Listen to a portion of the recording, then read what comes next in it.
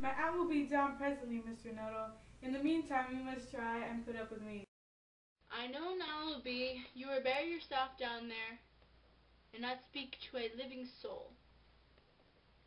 And your nerves will be more than screaming. I shall give you letters of recommendation to some of the people I know there. Some of them, I can remember, they're very nice. Do you know many people around here? Hardly a soul. My sister was staying here at the rectory some 4 years ago, and she gave me an introduction letter of some of the people here. Then you know practically nothing about my aunt. Only her name and address. Your great tragedy happened just 3 years ago. That would be since your sister's time. For tragedy, what do you mean? You may wonder why we keep that window wide open in an October afternoon. It is quite warm for the time of the year, but what does the window have to do with her tragedy? Out through that window, 3 years ago, to a day her husband and her 2 young sons went off for their day shooting. They never came back. In crossing the moor to their favorite snipe shooting ground, they were all there engulfed in the treacherous piece of bog.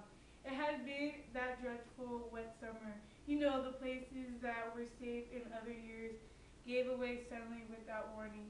Their bodies were never covered. That was a dreadful part of it.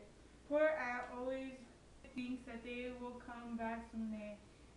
They and a little brown dog that was lost with them, and walk in the window just as they used to do. That was why the window is kept open every evening until it's quite dark. Poor dear aunt, she has often told me how. They went out, her husband with his white waterproof coat over his arm, and Ronnie, her younger son, singing, "Bertie, why do you bound?" as he always did to tease her because she said it got to her nerves. Do you know, sometimes on still quiet evenings like this, I almost get a creepy feeling that they walk in through that window. I hope Vera has been amusing you. She has been very interesting. I hope you don't mind the open window. My husband and brother will come shooting directly from there. Well, they have been sniping over there in the marshes. Oh, and there'll be a fine mess here in my poor carpet. Isn't it like you men folk? The doctor agreed in ordering me a complete absence of mental excitement and avoidance of anything out of the nature and violent physical exercises. On the matter, they did not so much agree on the matter of my diet. No? Oh, here they are at last, just in time for tea. I said, Bertie, why do you bun? Jesus Christ! I need to get out of this house! Here we are, dear. Fairly muddy, but it must have been dry. Who was that who bolted out as we came in? An extraordinary man, Mr. Nuttall. All he can talk about is his illnesses, and dashed out without a word or goodbye, and not an apology when you came in. Oof. Could have said you seen a ghost or something. I expect it was a dog. He told me he had a horror dog.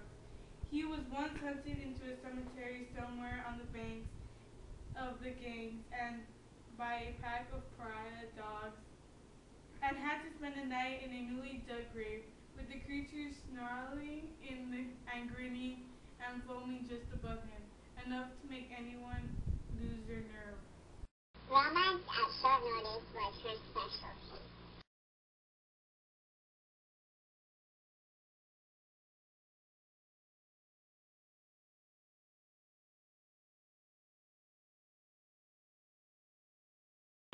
One's up and one's down. You can't see your face. Can't. Yeah, right there. Right there. Hey baby, you and me, we go out together, yeah?